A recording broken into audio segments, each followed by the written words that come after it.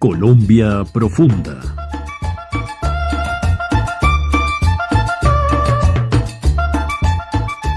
Hola, ¿cómo están? Muy bienvenidos a su programa Colombia Profunda en la plataforma Cuarto de Hora.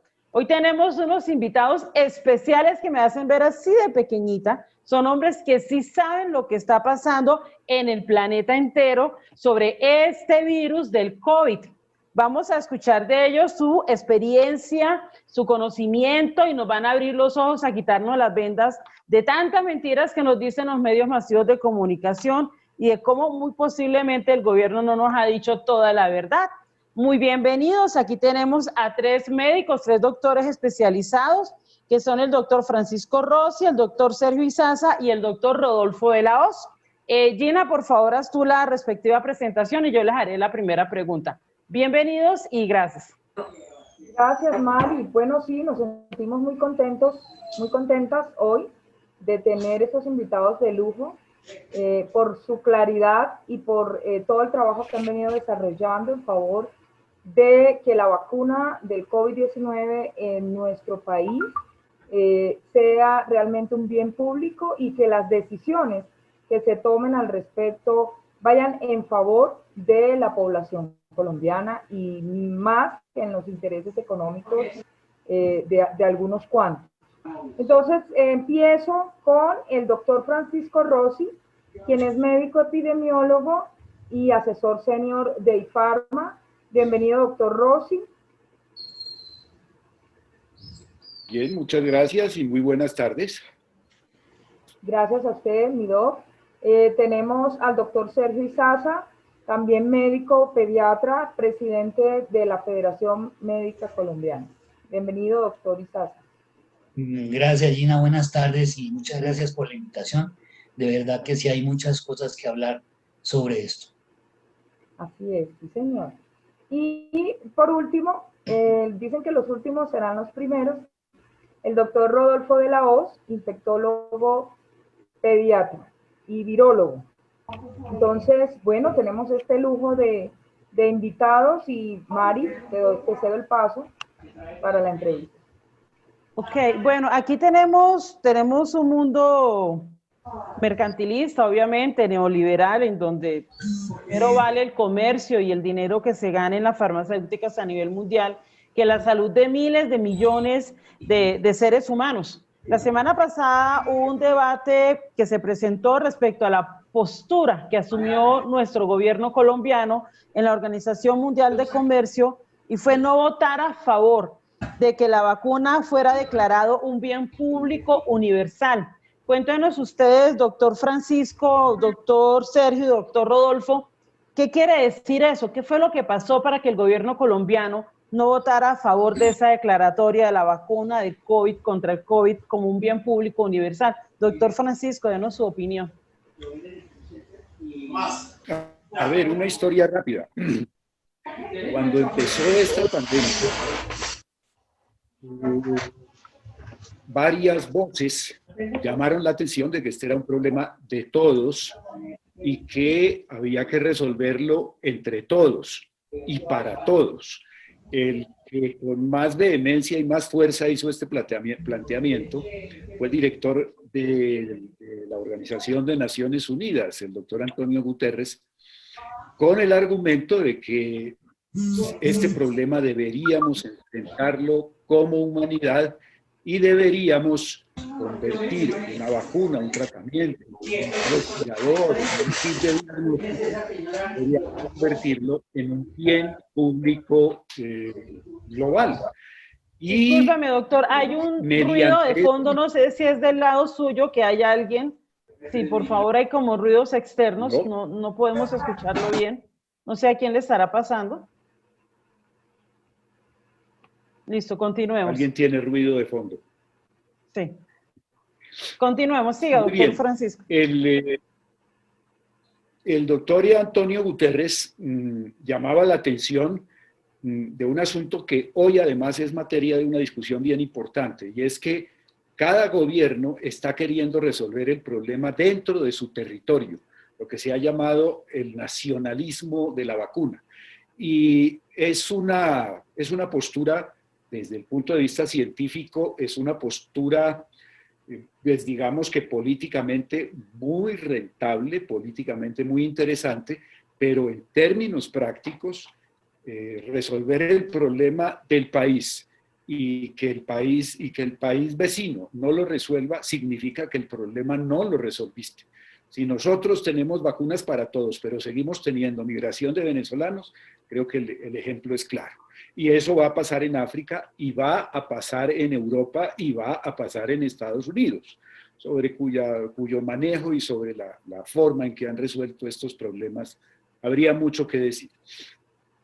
Ese es un primer asunto. El segundo asunto y el fundamental para entender qué fue lo que pasó en la Organización Mundial del Comercio es que la carrera por tener una vacuna tiene de por medio un elemento que está marcando los debates que hoy tenemos.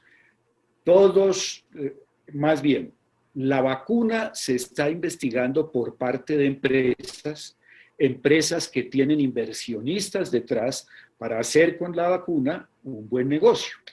Y la única manera que tiene una empresa de asegurar que su vacuna sea el buen negocio y tenga una buena rentabilidad para sus inversionistas es que tenga protección de propiedad intelectual. Porque si yo no soy capaz de proteger con una patente mi vacuna, cualquiera me la copia, cualquiera la vende, y si yo la quiero vender cara para que sea rentable, me van a salir copias mucho más baratas y voy a perder la oportunidad de negocio. El negocio depende de que yo proteja con propiedad intelectual. Esto tiene una implicación muy grave, contraria a lo que es considerar a la vacuna un bien público global. Y es que para yo poder proteger mi vacuna, tengo que mantener en secreto mi trabajo de investigación. Si mi trabajo de investigación se filtra, si yo lo comparto con la empresa de la calle del frente, si me comunico con científicos en otra universidad, si informo de mis avances al ministerio, a las autoridades regulatorias, voy a perder la posibilidad de mantener mi secreto y obtener la protección de propiedad intelectual. Entonces, lo que dijo el secretario general de Naciones Unidas fue: tenemos una tragedia global que está matando mucha gente y va a seguir matando mucha gente. No hagamos un trabajo secreto, un trabajo fragmentado, cada cual viendo a ver cuál gana y a ver qué vamos a tener al final. Sentémonos todos y trabajemos todos para tener una vacuna que sea un bien público global y nos resuelva el problema a todos. Y después resolvemos el problema de producirla donde haya capacidad de producirla. ¿Qué fue lo que resolvió, para ser muy corto, la comunidad internacional? Cualquier cosa que quiera decir la comunidad internacional, pero sobre todo, ¿qué resolvieron los grandes filántropos como Bill y Melinda Gates y las iniciativas que ellos lideran? ¿Qué resolvieron las industrias farmacéuticas y qué resolvieron hacer los gobiernos de los países ricos? A nosotros nos ha ido bien con propiedad intelectual, nos encanta que cada vez que haya una tragedia, esto sea una oportunidad de negocio, así que nosotros vamos a seguir haciendo negocios como siempre, business as usual. Y entonces se sentaron a encontrar mecanismos para proteger con propiedad intelectual y para negociar anticipadamente y por diversas formas las inversiones para desarrollar estas vacunas en Estados Unidos, en Europa, etcétera, etcétera, etcétera. India y África del Sur, pues estuvieron mirando un poco la historia de lo que ha pasado con propiedad intelectual en situaciones de crisis y están haciendo una propuesta que está fundamentada en la legislación internacional sobre propiedad intelectual relacionada con el comercio. El tratado comercial que dio origen a la Organización Mundial del Comercio y que tiene un tratado del ADPIC que es el que regula la propiedad intelectual global en relación con el comercio. Esa propuesta es, mire, en una epidemia, en una tragedia, en una emergencia como la que tenemos, existiría la posibilidad de acordar entre todos suspender temporalmente y solamente para lo que tenga que ver con la pandemia, los derechos de la propiedad intelectual. Esa es la propuesta que han hecho India y África del Sur, y que se han ido sumando varios países, Kenia, Eswatini, después Pakistán y algunos otros, digamos que formalmente, para que por consenso se tomara esta decisión que a cualquier persona bien intencionada le parecería obvia, elemental, fuera de cualquier discusión, lo absolutamente razonable. No estoy queriendo decir que estos señores no sean razonables, no sean bien intencionados, ni sean unos malvados. No lo estoy queriendo decir, lo estoy diciendo, lo estoy afirmando. ¿Y qué pasó en la primera reunión en la que se discutió ese tema? Que la Unión Europea, los países que no están en la Unión Europea respaldan esa postura, como Suiza o Suecia o Australia o Canadá, los países ricos dijeron, y dijeron de manera arrogante, nosotros somos felices con este negocio y no vamos a permitir que estos del sur, estos personajitos de la India y de África del Sur nos vengan a decir cómo manejamos el comercio internacional, y se opusieron. En la OMC las decisiones se deberían tomar por consenso. Si no hay un consenso, existe la posibilidad de solicitar una votación que tiene que ser calificada. Y a esa votación, pues porque en la primera sesión no hubo consenso, se aplazó para el 20 de noviembre, y el 20 de noviembre se planteó la posibilidad de hacer la votación. Sin embargo, lo que entendemos que sucedió en la reunión del 20 es que el trabajo político, el trabajo de conocimiento de los procedimientos de la Organización Mundial del Comercio hizo que la posibilidad de votar o no se pospusiera para el 9 de noviembre. Y lo que sucedió el 9 de diciembre. Lo que sucedió el 20 de noviembre es que los países tomaron la palabra para fijar su postura. Colombia, en la primera reunión, que fue el 15 de noviembre, había dicho que era un tema muy delicado y que iba a estudiar el asunto y iba a hacer consultas. En la reunión del 20 de noviembre, Colombia no pidió la palabra, no dijo nada, no fue que votara en contra, fue que asumió un poco la postura, yo no estoy ni a favor ni en contra, sino todo lo contrario. Colombia no dijo nada. Lo que hemos sabido es que hay una discusión interna, se han hecho varias reuniones y Colombia, digamos que diplomáticamente, no ha fijado una postura. Y entendemos también que hay muchas presiones, pero eso es lo que está en juego. Mucha gente, muchas ONGs como nosotros, el IFARMA y otras organizaciones en Colombia, como Misión Salud, como Médicos Sin Marca, que es una organización que con la Federación impulsamos, le hemos pedido al gobierno que estudie el asunto y apoye la propuesta. Uno no entiende que, a ver, ¿por qué África del Sur y la India están haciendo esta propuesta? Porque lo que nos ha pasado en cualquier situación en la que tenemos medicamentos protegidos de alto costo, y ustedes se imaginan el costo que va a tener una vacuna para todos los colombianos, a $1 estamos hablando de 50 millones de dólares. Si son 2 dosis, estamos hablando de 100 millones de dólares, y los precios de los que tenemos información es que empiezan en 3 y llegan hasta $150. Las cuentas son fáciles de hacer. No tenemos en Colombia capacidad de producción y se ha pedido desde Médicos Sin Marca, desde la Federación Médica, desde IFARMA, desde muchas organizaciones, se ha pedido que recuperemos la capacidad de producción de vacunas. El gobierno sobre este tema no ha dado ningún paso. La petición se hizo en mayo aproximadamente.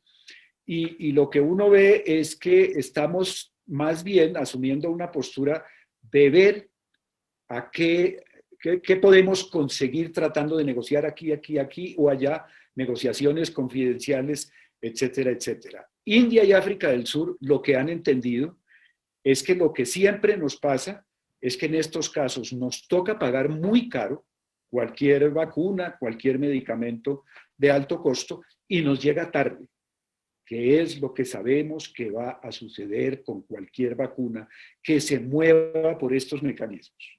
Nos va a llegar tarde y nos va a llegar cara y vamos a pagar con muchos muertos, como lo va a pagar África del Sur, la India, todos los países en desarrollo, todos los países pobres que están impulsando esta propuesta. Esa es un apretado resumen de lo que está pasando. Tengo una pregunta que formularle nuevamente. Dentro del ámbito global de los países, ¿qué países no quieren, a manera general, que se vuelva pública esta vacuna? Los que tienen empresas farmacéuticas multinacionales. Los países desarrollados. Los países ricos. Exactamente. Doctor Rodolfo, ¿usted qué opina al respecto?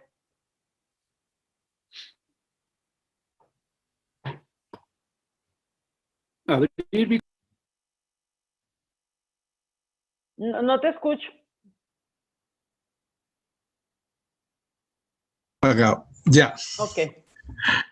Estoy de acuerdo con el doctor Francisco, sino que realmente es un tema muy espinoso, ¿no? Este es un problema mundial, definitivamente. Y no lo generamos los países con menos recursos. Y nos vamos a ver abocados entonces a lo que siempre ha sucedido, a pagar los platos rotos. Es tan buen negocio lo de las vacunas contra el COVID que de febrero ahora hay más de 300 vacunas en estudio, de las cuales tal vez 9 son las que más están avanzadas. De las vacunas que se están produciendo en China y en Rusia realmente no tenemos mucha información. Y la información que nos llega es más de las vacunas que se están desarrollando especialmente en Estados Unidos. Lógicamente, pues el interés económico ahí es muy importante. No negamos que la inversión que deben estar haciendo para el desarrollo de este tipo de tecnología, porque valga la pena aclarar, las vacunas que se están diseñando en Estados Unidos son vacunas realmente novedosas en cuanto a la plataforma de producción. Son vacunas que se salen de los esquemas tradicionales de producción de vacunas, al menos de los que tienen los chinos y los rusos, que son las vacunas con virus vivos, atenuados o virus muertos. Y nadie pues quita que la inversión que deben estar haciendo es grande, pero esto es un problema mundial y yo creo que es un problema que implica que todos tengamos que meternos las manos al drill, para, como se dice vulgarmente, para afrontar este problema. Lo bien decía el doctor Francisco, el problema de que nosotros estemos vacunando, si no alcanzamos cifras de vacunación muy amplias y nos están llegando personas de otras naciones como Venezuela, que están llegando sin vacunas prácticamente, pues realmente vamos a tener muy poca eficacia en la vacunación. Son vacunas que debe estar por lo menos el 95% de la población vacunada para que tengan realmente efecto. Aquí hay un término que se ha acuñado que es el de la famosa protección de rebaño, que no sé de dónde la sacaron al menos cómo fue que la trasladaron a la epidemiología, siendo un término básicamente de vacunas. Para que haya protección de rebaño tiene que infectarse el 85% de una población. Y imagínense ustedes si nosotros no llevamos ni la mitad de los colombianos con infección, que es lo que parece ser, y hemos tenido tanta mortalidad. Imagínense que la cantidad de muertos que tendríamos que tener para alcanzar una supuesta protección de rebaño con la enfermedad. La vacuna sí lograría hacer eso, pero si no tiene una financiación, es imposible que nosotros llegamos a tener un porcentaje del 95% de vacunación en la población. Esto debe tener financiación de organismos multinacionales, definitivamente, porque pues alguien tiene que soportar la carga económica que implica la generación de estas vacunas, ¿no? Perfecto, sí, siempre, cada vez tomo nota y más dudas me siguen saliendo y al fin no alcanzo a entender qué es lo que está pasando actualmente en este mundo, siquiera que no soy médico y eso me permite hacer todas las preguntas como el común del resto de nuestros colombianos y la humanidad en sí, realmente no se entiende mucho. Doctor Sergio Izaza, ¿qué vamos a hacer nosotros los colombianos para que el gobierno realmente, qué deberíamos hacer para que el gobierno realmente asuma una postura clara frente a esto que no debe ser un negocio, sino un bien común? Bueno, yo creo que pedir esto implicaría para el gobierno que el gobierno reconsiderara una cantidad de cosas. En primer lugar, pues que viera cómo ha funcionado el actual sistema de salud que está aplicando, que además es ilegítimo pues, en gracia de la legitimidad de la ley estatutaria 1751, que estableció las bases para que se creara un sistema de salud distinto al que está funcionando. Entonces, lo primero que tendría que ocurrir sería que el gobierno acatara las leyes existentes. Esa es la primera cosa. Además, un sistema de salud que no corresponde a lo estipulado o establecido en una ley estatutaria y que ha demostrado su incapacidad para proteger a la población en una situación catastrófica como la actual de pandemia. Imagínense que ya sobrepasamos los 35.000 muertos, es equivalente a el municipio de Puerto López, la ciudad de Puerto López, que es una ciudad de los llanos orientales del Meta. Hagan de cuenta que desaparecieron a Puerto López, más que la tragedia de Armero, que fue de 26.000 o de 24.000 personas desaparecidas en esa catástrofe de hace 30 años. Entonces, eso es lo que significa en cuanto a la mortalidad. Y no se diga de la mortalidad que hemos sabido, y no se diga de la mortalidad no conocida, subregistrada, más toda la cantidad de enfermedad prevenible que afecta económica y moralmente y emocionalmente a una cantidad de familias. Lo primero que tendría que ocurrir es que el gobierno asumiera una postura en ese sentido. La otra cuestión es que, pues si el gobierno no asume esa postura y se mantiene en una ley que establece como ley precisamente el negocio de la salud, que es la ley 100, y además pretende reforzar y profundizar esa ley 100 con un proyecto de ley que es la ley 010, que engañosamente la presenta como desarrollo de la ley estatutaria, pues entonces con eso no sé si ya se le va aclarando su mente en cuanto a esas preguntas, ¿sí? Entonces lo que podemos esperar de un gobierno que mantiene esa postura es que poco compromiso habría de adquirir con una propuesta solidaria internacionalmente para que una tragedia que es de toda la humanidad, de todo el globo terráqueo, fuera tratada de esa manera, con solidaridad y de manera cooperativa, no con el secretismo que favorece precisamente la ganancia individual. Importante aclarar.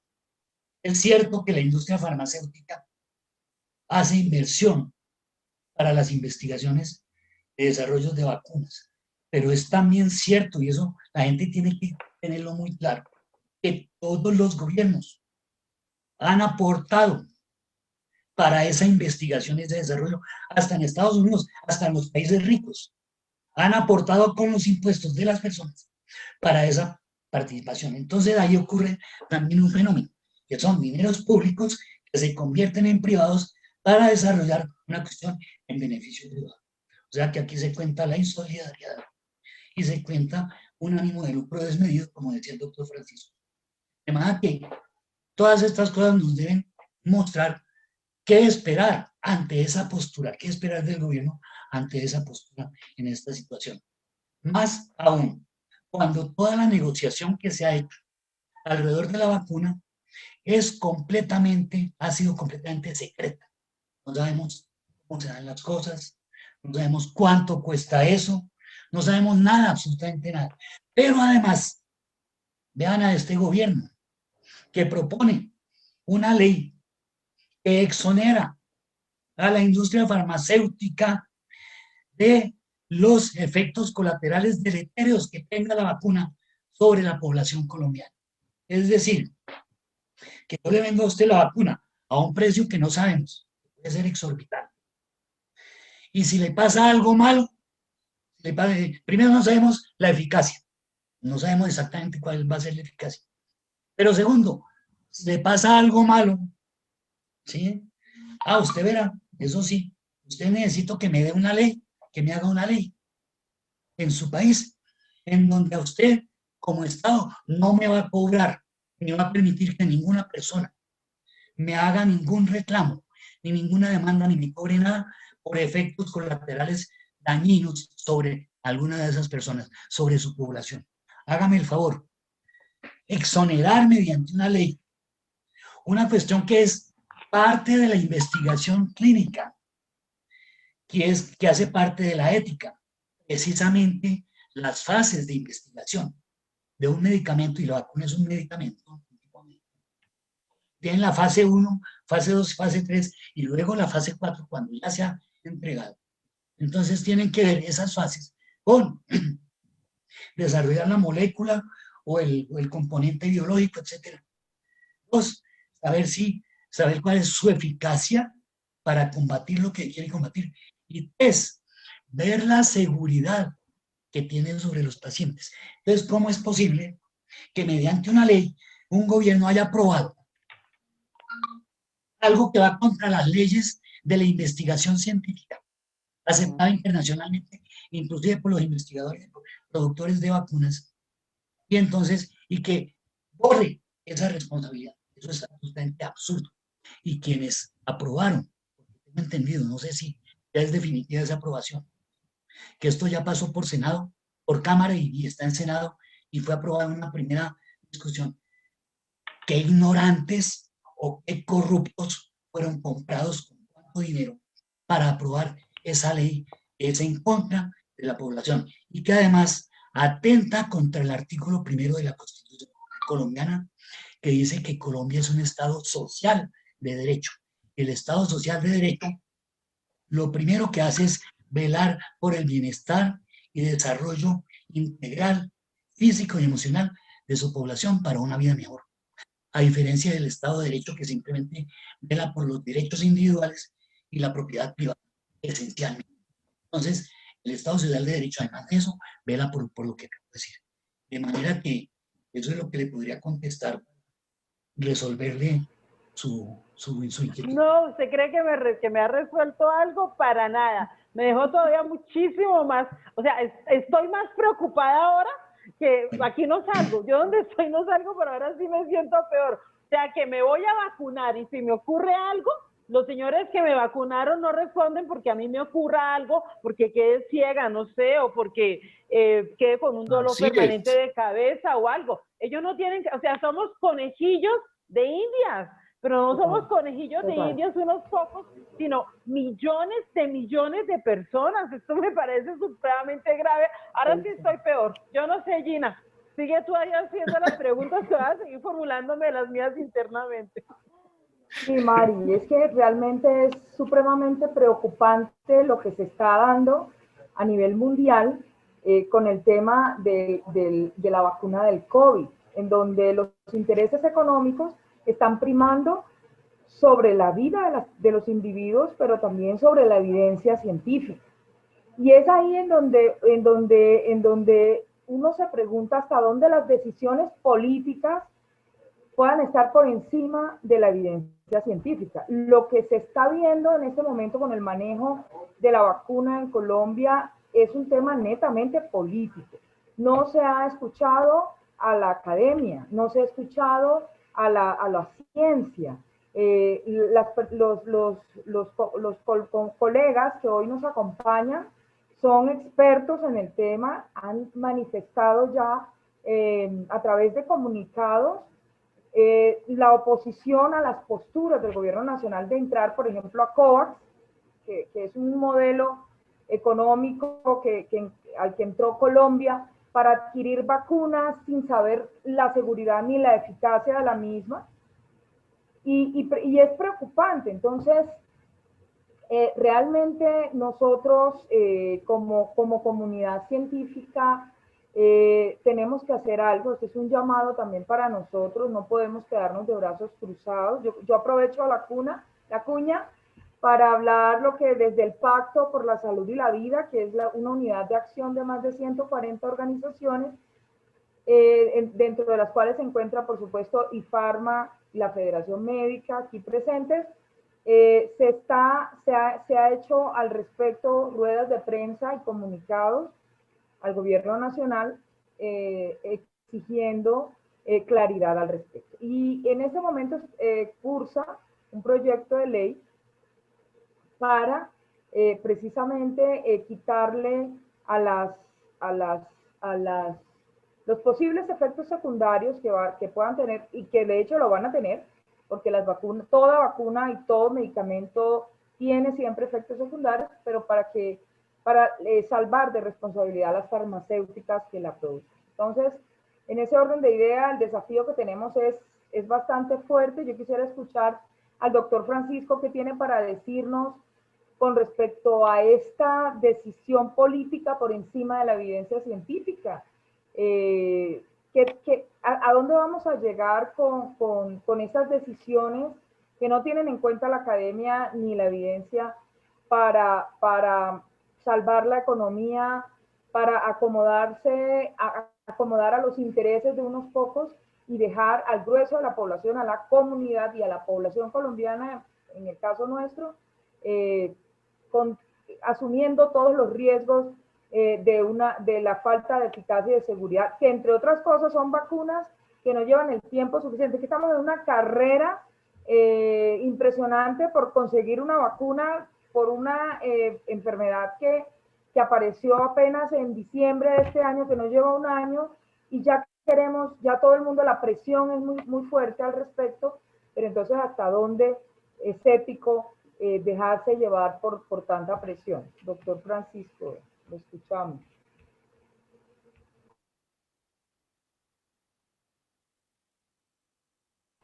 Por favor, abra su micrófono, Doc, porque tiene el micrófono cerrado. Sí, con micrófono cerrado es muy complicado.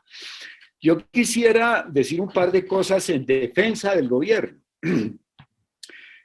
Pues realmente es una cosa, el problema que estamos enfrentando con respecto a la discusión de vacunas, medicamentos, respiradores, diagnósticos y demás, no es un problema colombiano, es un problema global. O sea, los culpables de lo que está pasando están en la fundación de Bill y Melinda Gates, están en el Fondo Global, están en la iniciativa COVAX, CEPI, y está, digámoslo así, en la comunidad internacional que tomó la decisión de privilegiar los países y las empresas que están dedicadas al negocio. Ese es un problema global. Y digamos que entonces pues el gobierno tiene muy pocas posibilidades de modificar ese escenario.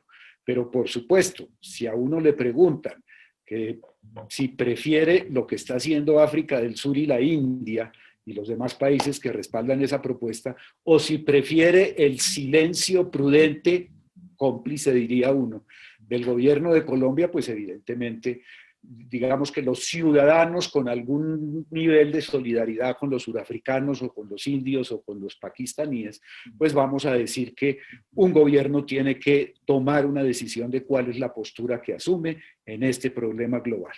Y el gobierno nuestro además ha sido muy, ¿cómo se pudiera decir? Ha preferido estar pendiente de dónde puede meterse, dónde puede buscar un espaciecito, cómo puede hacer una negociacioncita aquí, qué vacuna de pronto puedo comprar aquí, yo quiero es, al final, pues habría muchas formas de calificarlo, pero tiene uno la impresión de que el gobierno resolvió privilegiar su imagen a resolver el problema y resolvió proyectar una imagen de estar buscando lo mejor para el país con mucho nacionalismo en vez de embarcarse en un debate internacional para resolver el problema.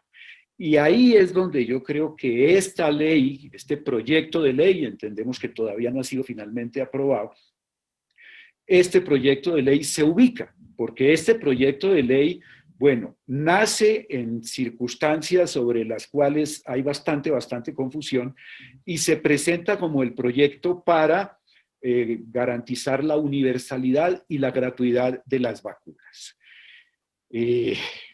Pues todos los que conocen un poco la historia de la salud pública en Colombia saben que las vacunas han sido gratuitas y universales desde el inicio de los tiempos, decíamos antes de empezar la grabación, desde 1492. No necesitábamos una ley para una vacuna universal y gratuita. ¿Qué contenidos, entre comillas, nuevos tiene esta ley? Uno, la exoneración de las empresas con respecto a los efectos secundarios que pudiera tener la vacuna, en un contexto que no teníamos hace 20 años. Hace 20 años todos los ciudadanos creíamos que las vacunas eran instrumentos fundamentales de salud pública, eran de bajo costo, nadie hacía vacunas por negocio y todos confiábamos en que las vacunas eran la mejor respuesta posible y que se habían desarrollado con todos los cuidados. De 20 años para acá hemos ido aprendiendo que no siempre, que de pronto por el afán de salvar un negocio se pueden tergiversar, modificar, presentar de otra manera los datos, se puede influir sobre el gobierno, se puede manipular y hay mucha gente que en el mundo entero, empezando en Europa sobre todo, ha decidido que no se deja poner ninguna vacuna por ningún motivo. En ese contexto en el que hay movimientos de gente que no se quiere dejar vacunar, una ley que diga que los fabricantes no son responsables del daño que se pueda producir accidental o intencionalmente, pues a ver, yo no estoy en el movimiento antivacunas, pero si esto se aprueba por una ley, el mensaje es que nos están tratando de vender unas vacunas que van a tener efectos secundarios, porque no se necesitaría una ley.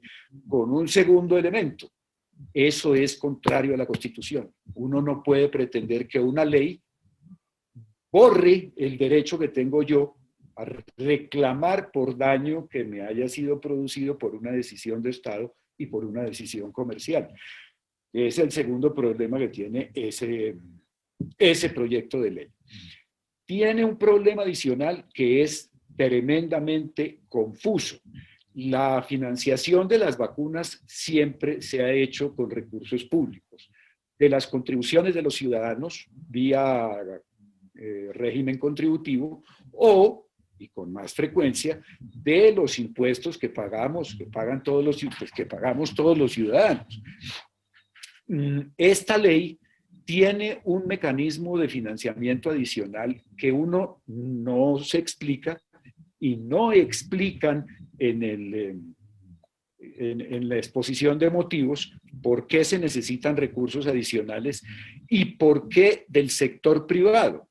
Pues porque en alguna medida los impuestos que pagamos todos los colombianos son recursos de todos los colombianos que están destinados a financiar las cosas que las leyes han aprobado hasta ahora y específicamente las de salud pues dicen que los recursos públicos están destinados a las cosas a las que están destinados.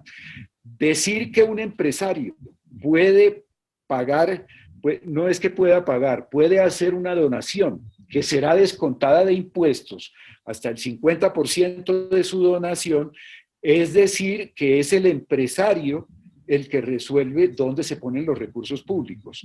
Eso también puede tener serios problemas constitucionales. Más allá de que los tenga o que no los tenga, ¿por qué lo estamos haciendo?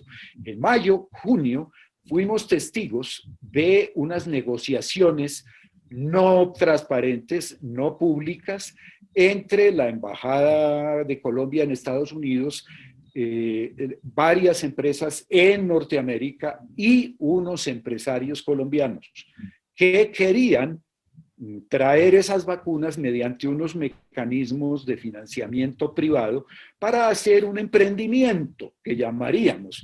Nosotros hacemos el contacto, compramos las vacunas, las traemos, obtenemos alguna ganancia, una ganancia razonable por esa negociación, pero el problema era cómo financiar con recursos públicos ese emprendimiento de empresarios colombianos en asocio con empresas norteamericanas productoras de vacunas.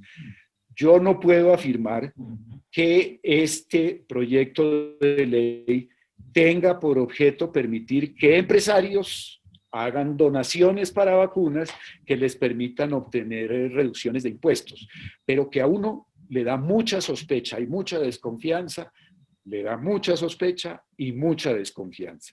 No son los únicos problemas que tiene este proyecto de ley, pero yo creo que ya con esos dos, yo no duermo desde hace como 3 semanas y ahora necesito poder dormir, entonces les traslado a ustedes la preocupación y dejo que mi compañero, el doctor Sergio y el doctor Rodolfo, continúen abundando en las cosas que a uno no le parecen razonables de este proyecto de ley, que no son pocas, faltan varias, pero yo dejo ahí. Yo quiero decir algo un momentico, Gina. Me dicen del Senado que ya ha sido aprobada en 3 de 4 debates en la Cámara y que luego de ser aprobada en ese 4º debate en la Cámara pasará a plenaria para ya definitivamente. Esto puntualmente dice que los fabricantes de vacunas contra COVID-19 adquiridas y suministradas por el gobierno nacional solo serán responsables por acciones u omisiones dolosas o gravemente culposas o por el incumplimiento de sus obligaciones de buenas prácticas de manufactura o de cualquier otra obligación que haya sido impuesta. Hasta ahí quería como comentarles esa parte y pues sigue tú, Gina, porque todavía siguen muchísimas dudas. Gracias, Mari. Es que ahí es donde está el detalle cuando habla de dolo. ¿Quién? Se supone que la industria farmacéutica no está para hacerle daño a nadie, entonces es absolverla totalmente. Doctor Rodolfo, ¿cuál es su opinión al respecto? Quisiéramos escucharlo. Bueno, casualmente estuve esta mañana revisando y entre los estudios de fase 3 de las 9 vacunas que están más avanzadas, no se suman 200.000 personas. Eso lo pone a uno a pensar, ¿no? Algunas de ellas han tenido que parar la investigación de la vacuna por efectos graves, incluso mortalidad. Y sabemos que la experiencia cuando salen fármacos nuevos a la población, después de estudios de fase 4, es cuando comienzan a aparecer los efectos adversos. Muchos antibióticos, que es el área mía, han tenido que retirarse del mercado después de haberse aplicado en la población general. Comienzan a aparecer los efectos adversos, ¿no? Y los laboratorios les toca retirar la sustancia del mercado. Con las vacunas probablemente pueda suceder algo similar. Yo realmente no sería capaz de afirmarlo, pero el sentido común nos dice que es probable que se presenten efectos adversos. Y creo que debe alguien, en caso de que se presenten, si son serios, asumir la responsabilidad de ello, ¿no? No me parece bien que estemos en el plan de el tapen-tapen, que es la modalidad que han utilizado estos gobiernos tradicionalmente, ¿no? El doctor Francisco hablaba de lo de vacunas. El país hasta hace unos 25, 30 años, si mal no recuerdo, producía vacunas. La vacuna de tuberculosis era una vacuna nuestra, la DPT, incluso la vacuna rábica, era una vacuna que se producía en el Instituto Nacional de Salud. Y por esas circunstancias dejó el país de producir vacunas. Quedamos en vacunación en manos de los privados, realmente. Hacen su negociación con los laboratorios, con el gobierno, y unas entran dentro del plan ampliado de inmunizaciones y otras no. Y ahí es donde viene la parte de lo que llamaríamos el negocio de las vacunas. Yo creo que este país ha entregado muchas cosas a los privados, y la salud ha sido uno de esos aspectos que realmente hemos perdido, porque ha quedado en manos de privados el manejo de la salud del país. Mientras que otros países tratan de desarrollarse en la tecnología y en la ciencia, nosotros estamos entregando eso a privados extranjeros para que lo usufructen y nos lo vendan al precio que ellos acuerdan con el Estado. Entonces pienso que realmente yo estoy muy en desacuerdo, no estaba enterado del proyecto de ley, soy franco. Si esa es la situación, realmente me parece absurda, y uno no esperaría que un Estado serio tome ese tipo de decisiones. Pues sabemos que desafortunadamente este Estado de serio tiene muy poco.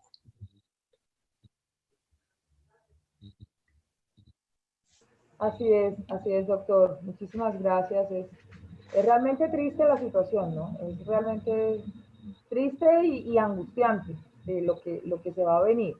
Algo tenemos que hacer, no nos podemos quedar de manos cruzadas.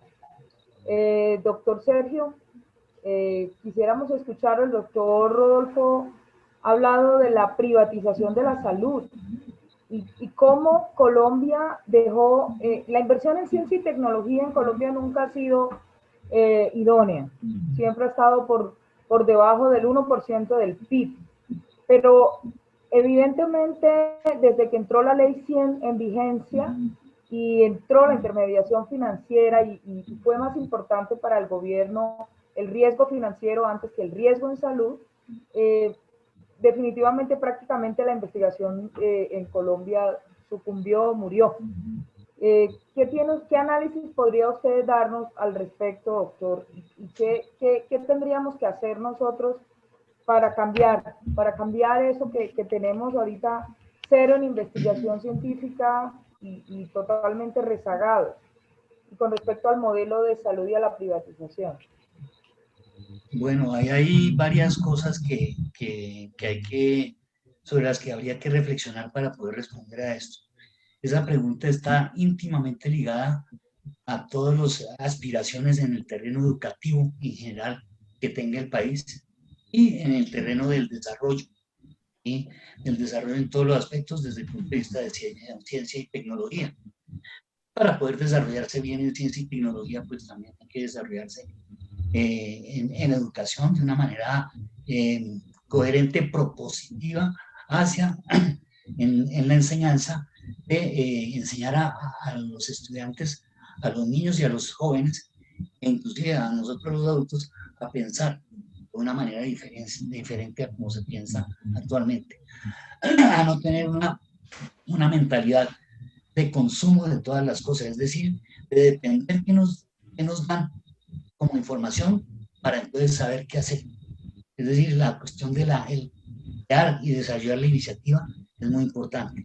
Desafortunadamente aquí en Colombia, en la década de los 90, cuando se creó la famosa apertura económica, y con ella inmediatamente después la ley 100, pues toda esa cuestión de iniciativa que se llevaba y en la que el país había logrado avanzar un poco, yo, es decir, todo el proceso creciente lento, pero que avanzaba en cuestión de industrialización y en cuestión de desarrollo de ciencia y tecnología, prácticamente se perdió. Y con la ley 100, al convertir el sistema en un sistema de intermediación financiero, las posibilidades y de subsidiar la demanda, más no la oferta, pues si yo no tengo que desarrollar cosas para ofrecer, pues entonces simplemente, ¿qué tengo que hacer? Simplemente vender servicios, pero no ponerme a trabajar en lo que no me va a producir dinero y de donde no va a recibir dinero para desarrollar eso. Entonces, esas dos cosas se dan. Es que es importantísimo tener en cuenta que Colombia no solamente producía, sino que exportaba vacunas, exportaba suero antiofídico, exportaba una cantidad de cosas. ¿Y qué pasó? ¿Cómo lograron que esa cuestión se desmontara?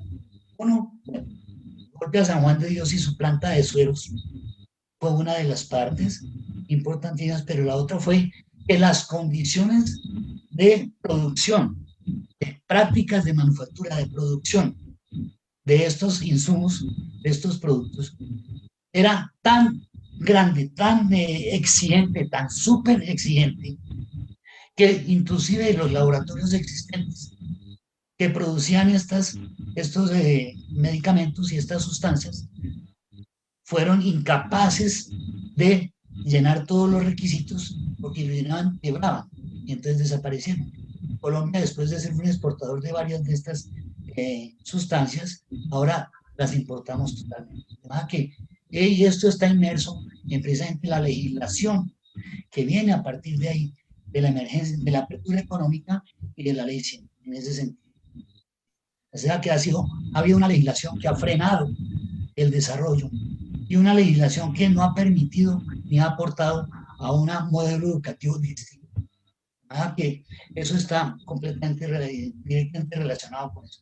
Ahora, respecto a lo que usted plantea, la pregunta relacionada a la salud, específicamente, pues, ya lo hemos hablado, el modelo de salud existente en el país está sustentado en la venta de servicios médicos para atender la enfermedad.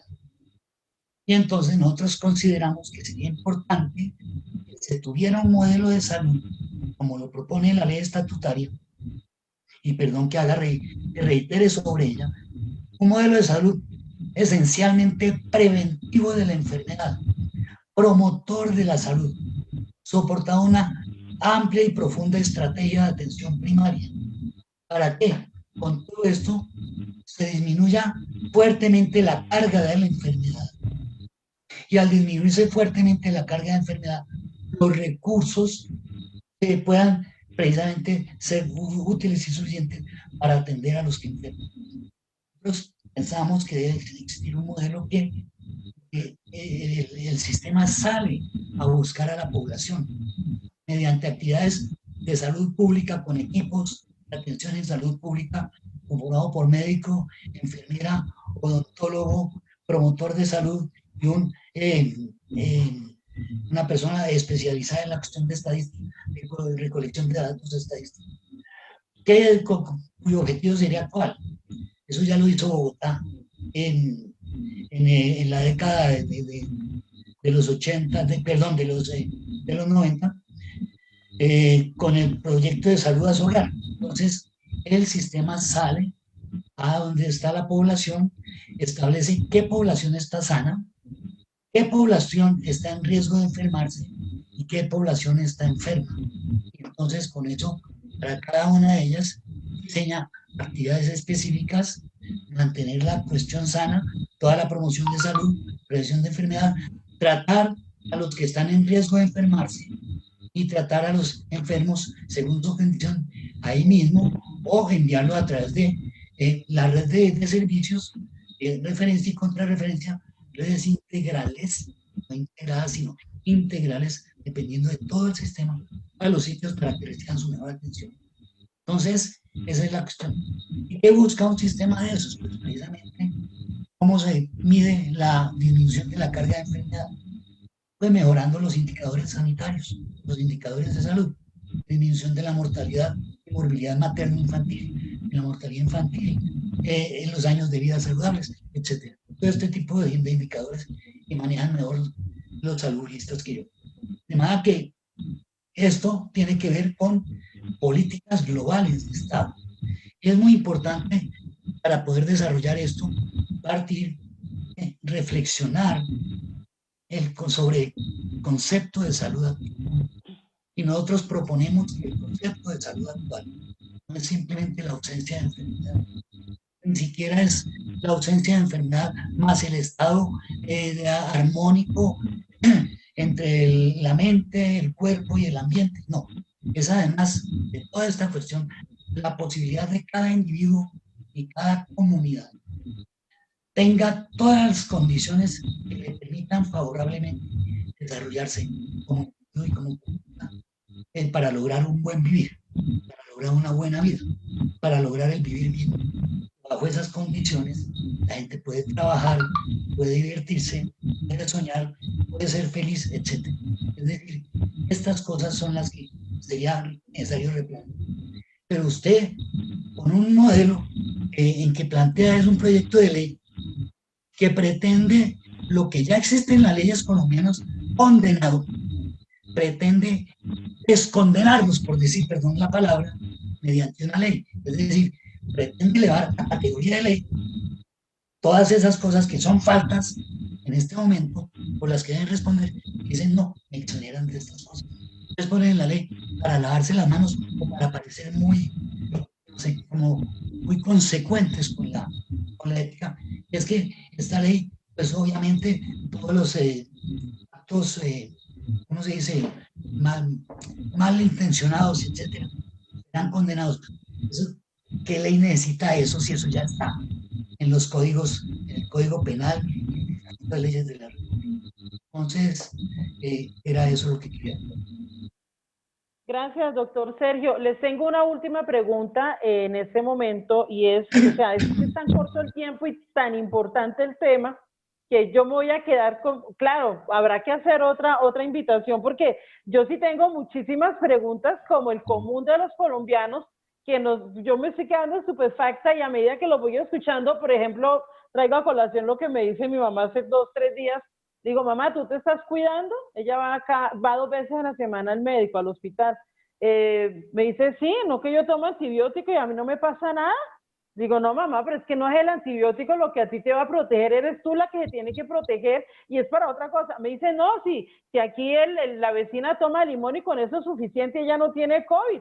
No, o sea, hay unas creencias en la población que dicen que yo tomo jengibre, que tomo COVID, que tomo una cantidad de plantas, que algunos que han inclusive consumido cosas de limpieza para la casa, o sea, uno dice, ¿cómo es posible que nosotros todavía, viendo lo que está pasando, sigamos de esa manera cerca? A mí me espanta ir al centro de Bogotá y ver cómo las personas de manera irresponsable no usan el tapabocas como es, pero uno le da miedo decirle a alguien, porque no usas correctamente tu tapabocas porque te pueden tratar mal o inclusive meterte un puño. Entonces uno dice, ¿será que sí? ¿Será que no? Me quedo callada. No, de verdad que es aterrorizante todo lo que está pasando. Yo les quiero preguntar a ustedes, obviamente estamos viendo cómo el capitalismo salvaje es el que está reinando justamente sobre las decisiones de los distintos gobiernos y justamente pues este gobierno del presidente Duque pues sigue por ese mismo camino. Pero me estaba preguntando cómo están las regiones en este momento. Colombia es un país de culturas supremamente diversas y en ese orden de tener unas culturas diversas, la pandemia ha ido escalando de acuerdo al comportamiento de su población. Una única pregunta para ustedes tres y es, ¿qué panorama nos espera en las regiones frente al manejo del COVID y frente a la llegada de la vacuna y frente a las secuelas que no puede traer la vacuna? O sea, ¿cómo estamos viendo el futuro mediato aquí en Colombia, sobre todo en estas regiones donde la gente no tiene ni idea de las noticias de lo que pasa aquí en Bogotá? Por favor, doctor Francisco, cuéntenos, luego el doctor Rodolfo, y luego el doctor Sergio, y vamos cerrando. Con eso vamos cerrando y muchísimas gracias. Doctor Francisco. Pues a ver, Yo estoy en este momento y he estado la mayor parte de la pandemia en una zona rural en Subachoque, que no es muy lejos de Bogotá. Yo llego en 1 hora y media, pero por supuesto, 1 hora y media de Bogotá ya el sistema de teléfono es muy, muy malo. Los estudiantes de escuela, de colegio, aquí no tienen conectividad. Y yo tengo un internet satelital que felizmente ha podido funcionar para este evento, pero que no es para nada una cosa confiable. Y de allí en adelante, digamos que con todas las opciones que puede tener una persona que vive en Bogotá y disfruta de los privilegios de poder estar en el campo en estas circunstancias, de todas maneras las limitaciones de acceso a información y de acceso a recursos son absolutamente brutales. Y yo creo que nos espera. A ver, los países pobres, como están las apuestas, vamos a llegar tarde y mal y pagando muy caro cualquier recurso que sirva para combatir la pandemia. Nos pasó con los respiradores, por ejemplo, que había una escasez global y que nuestro gerente de pandemia tuvo que hacer enormes esfuerzos y pagar sobreprecios y hacer maromas legales para poder pagar respiradores para que tuviéramos unidades de cuidado intensivo con respirador. Eso en las ciudades grandes, digamos que por el contexto internacional. La forma en que eso se reproduce del centro a la periferia es absolutamente brutal. No voy a insistir mucho más en que en Bogotá, geográficamente digamos que sería una ciudad muy igualitaria, los muertos no se han distribuido de una manera igualitaria. Los muertos en Bogotá están concentrados en los estratos 1, 2 y 3, no en los 4, 5 y 6, que ahora ese era un tema que nos faltaba por tocar a propósito del proyecto de ley. Hubo una discusión de si se les cobraba la vacuna a los estratos 4, 5 y 6, o 5 y 6, y finalmente se tomó la decisión de que si era una ley de vacunación universal y gratuita, ellos también quedaran exonerados. Con lo que la forma en que las injusticias y las iniquidades se reproducen, se ratifican y se consolidan, más bien se santifican, siguen bien, siguen camino.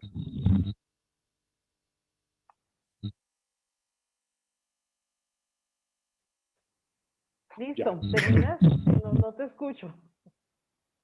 Sí, ahí termino. Ok, muchísimas gracias. Doctor Rodolfo, cuéntenos usted cómo vemos este panorama mediato hacia la región. Bueno, el comportamiento que ha tenido la enfermedad ha sido diferente de acuerdo a las regiones realmente, ¿no? Todos vimos cómo en la costa atlántica, en los meses de abril, mayo y junio hubo una escalada impresionante de la enfermedad.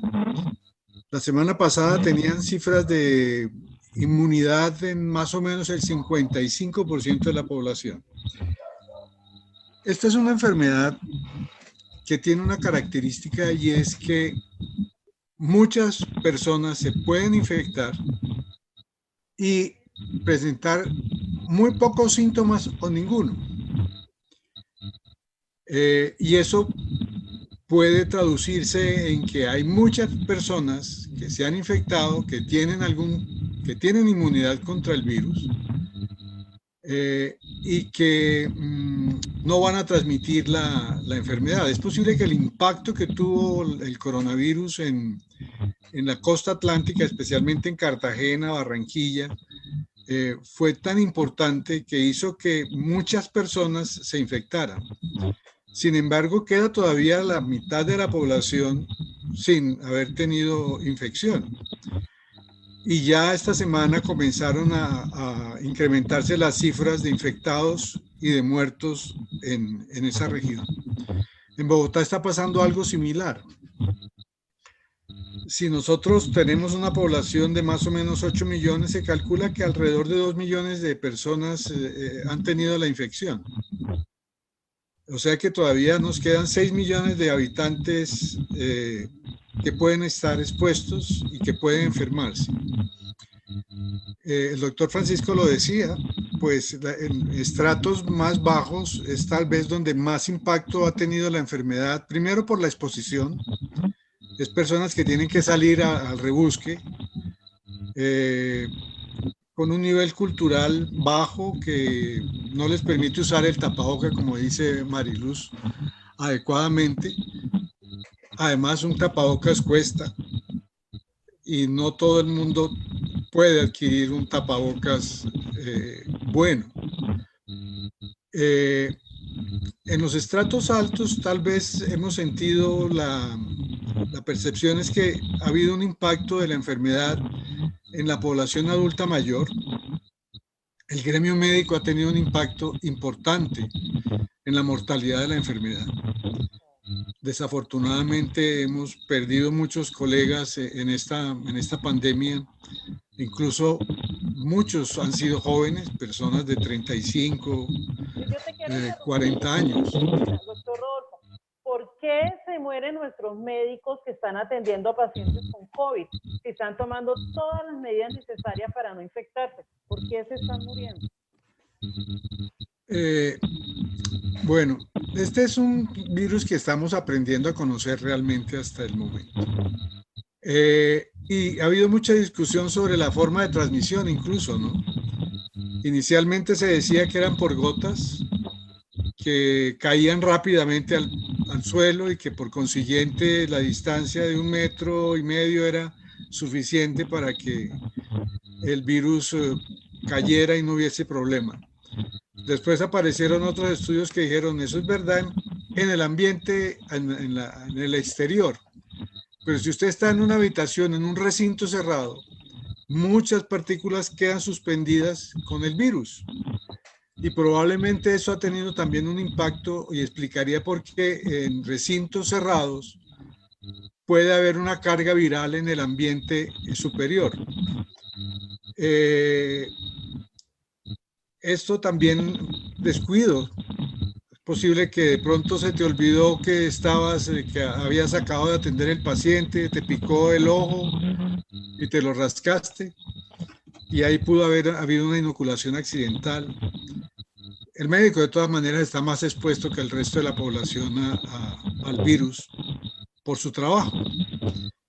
Entonces, eso explica por qué realmente en la población médica ha habido un impacto tan importante.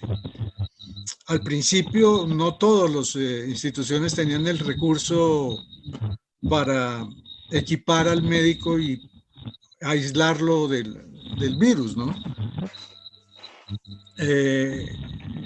Eso mejoró gracias a las mismas denuncias que se hizo en el gremio médico, para que las instituciones se vieran obligadas a entregar todos los recursos necesarios para el aislamiento.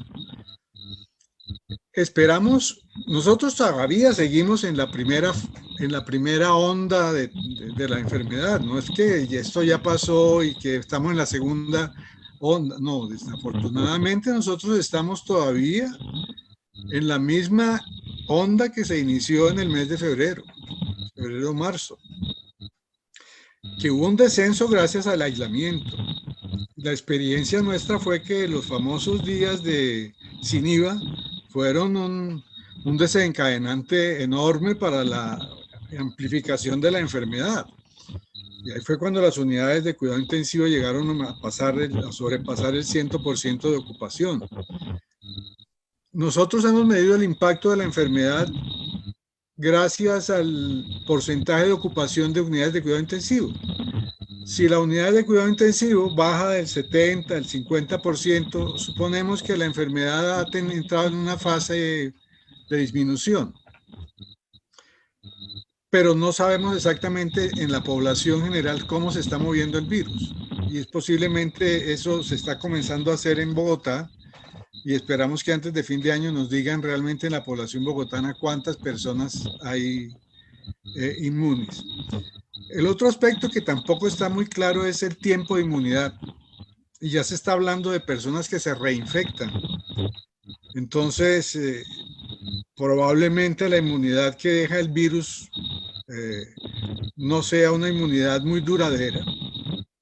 3, 6 meses, algo así es lo que se está discutiendo. Y probablemente en algunas personas con cierta predisposición, una reinfección con el virus o una reactivación, eso no está claro, hace que tenga una segunda enfermedad que puede ser más grave que la anterior. Entonces, hay todavía muchas preguntas, Mariluz, que no podemos resolver. Esto es una enfermedad que para todos nosotros es nueva.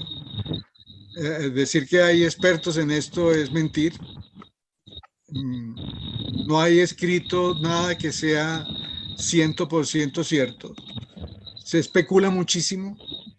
Y no solamente en el gremio científico se especula, sino por fuera. Y las redes sociales han sido un parlante de transmisión de mensajes mentirosos terribles, ¿no? El país se volvió experto en las últimas campañas presidenciales y electorales en manejar las redes sociales con mentiras. Entonces aparece que si usted toma el dióxido se puede mejorar. Incluso hay colegas que dicen que ellos han tratado 50 pacientes con el dióxido y se mejoraron. ¿Y dónde está escrito? ¿Por qué no lo escribe a ver si eso se lo va a alguna publicación seria? El otro, que los presidiarios de Mocoa los trataron con moringa y no se murió ninguno. Y eso es lo que están generando todas un montón, o sea, de por sí tenemos dudas y la gente atiborra las redes sociales de más mentiras. Y eso es otra cosa que tenemos que aprender a manejar. Deberíamos tener una forma de control. Colegas que me escriben y me preguntan barbaridades que dijo algún científico en Londres sobre el coronavirus. Entonces, los mismos médicos caemos en el cuento en este juego de mentiras de las redes. Yo quisiera poder responderte muchas preguntas, pero estoy como tú. Tengo muchas más preguntas y cada vez que uno revisa más el tema, más inquietudes le quedan, ¿no? O sea que no soy tan ignorante en este tema, porque usted también tiene tantas preguntas como tengo yo. Yo creo que, y el que diga que se las sabe todas en coronavirus es político. Estilo Trump, poner a comer a todo jabón para tratar el COVID, ¿no? Entonces, de pronto se vayan aclarando más cosas, pero todavía tenemos muchas inquietudes. Con las vacunas específicamente sabemos que la inmunogenicidad parece ser buena. Se habla de un 94% con la vacuna de Moderna, pero todavía nos queda por resolver el problema de seguridad. Eso todavía nadie nos puede decir. Nos hablan de efectividad, pero de seguridad todavía no sabemos, ¿sí? Y esa es la otra inquietud que nos queda. De ahí que muy seguramente esto se lo están proponiendo al Congreso para evitar, porque ellos tampoco saben la seguridad que pueda tener su vacuna. Bueno, doctor Rodolfo, muchísimas gracias. Y seguimos con usted, doctor Sergio, y mi pregunta es, ¿cuál es su mensaje para esa población en las regiones, en esa Colombia profunda, que desconoce qué está pasando aquí en el centro del país, que desconoce mucho, porque es que nosotros vemos a Duque de 6 a 7 en su programa y es como un reality show? No sé si alguno de ustedes estará con el presidente Duque, pero yo de todo corazón no estoy con él. Entonces, esto se volvió un reality show donde la gente se come entero, se traga entero el reality show. Y dice, no, el país está muy bien.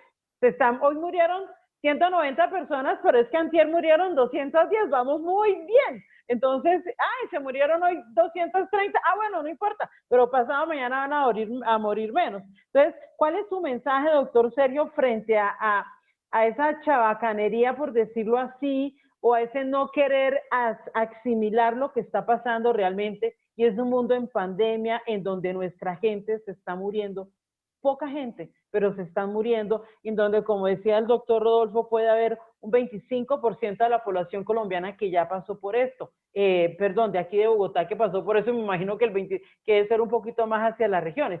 ¿Qué mensaje le da usted a nuestra población en las regiones? ¿Qué deben hacer ellos? No se le escucha. Sí, pues el mensaje es que todos debemos participar de el cuidado, obviamente, pero el mensaje es que la población sí debe presionar y manifestarse con el gobierno en el sentido de que asuman la responsabilidad de conocer cuál es la realidad objetiva de COVID-19 en el país. Porque es que lo que pasa es que desde que el señor presidente de ACEMI dijo que eso era muy caro para las EPS estar haciendo pruebas, el ministro muy obsecuentemente dijo, pues no se hagan las pruebas. Y entonces, sin pruebas, la ciencia, sin test, sin datos objetivos y objetivables, la ciencia no puede hacer nada. Lo único que se vienen son conjeturas, opiniones. Y precisamente la ciencia no trabaja sobre la base de opiniones. La ciencia hace conjeturas para preguntarse sobre una cuestión para resolver. ¿En busca de qué? De la verdad objetiva, de la evidencia científica. En ciencia no hay términos medios en ese sentido. En ciencia, sobre un resultado no decidimos por opinión. Precisamente en ciencia, en investigación científica, en la valoración que menos puntaje da son las opiniones de los expertos. Y las que dan puntaje más fuerte son las evidencias precisamente comprobables en distintos sitios bajo las mismas condiciones. Entonces, Colombia no desarrolla una actividad poderosa de salud pública, buscando en atención primaria conocer cuáles son las personas o cuáles son las regiones donde hay focos de portadores de la enfermedad, para poderle hacer seguimiento a sus contactos, establecer cercos epidemiológicos para evitar que se propaguen severamente, entonces no vamos a hacer nada. Y simplemente sobre la base de que se acomodan las cifras y las conductas. Ah, no, antes eran 3 semanas, ahora después 15 días, ahora no, ya con 10 días. ¿Por qué? Porque es que suponemos que pasó tanto tiempo en esto, entre la contaminación, la iniciación de la carga viral, luego la aparición de síntomas, y los que no tienen síntomas son positivos. ¿Cómo hacemos para seguir? ¿Va? Que por más que un eminentísimo doctor salubrista, que no quiero decir su nombre, pero que es asesor de la alcaldía, diga que la PCR no sirve para nada, yo le digo, la PCR puede que nos sirva para establecer todos los diagnósticos positivos existentes, en eso estamos de acuerdo, pero sí sirve para establecer una política de salud pública, epidemiológica, de seguimiento y control, de expansión de la enfermedad.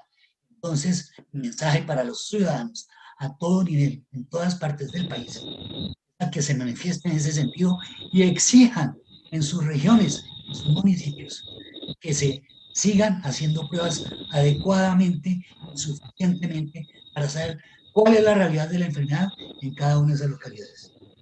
Y obviamente que se cuiden entre todos, buen aseo dental, buen aseo de manos, distancia física entre las personas, ventilación de las habitaciones y